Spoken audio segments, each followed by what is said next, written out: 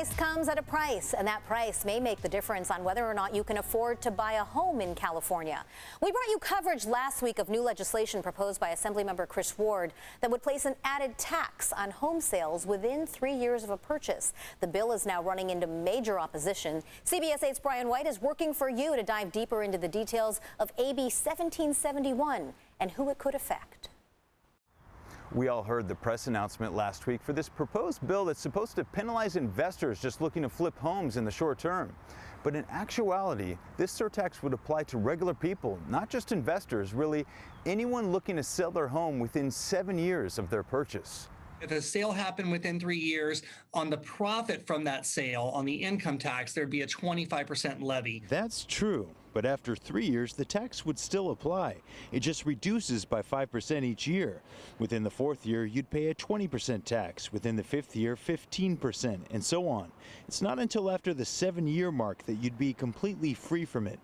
Critics say this added tax would cause people to hold on to their homes for longer. It's really going to put a damper on our critically low inventory that we already have. Chris Anderson is the board president of the Greater San Diego Association of Realtors, and they've come out in complete opposition to AB 1771.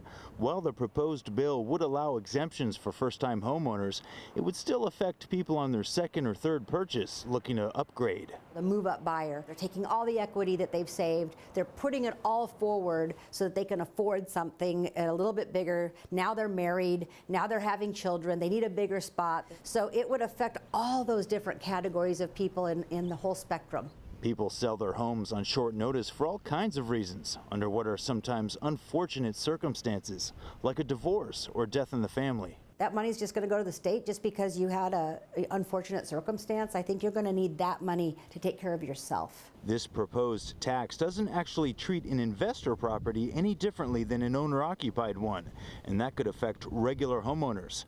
Assemblymember Ward says he's open to suggestions. We're examining a number of additional amendments that make sense so that traditional homeowners aren't penalized, but we're mindful that we don't want to create any loopholes for large corporations to continue speculation activity. And here at CBS 8, we'll continue to work for you and monitor this bill as it moves through the state legislature.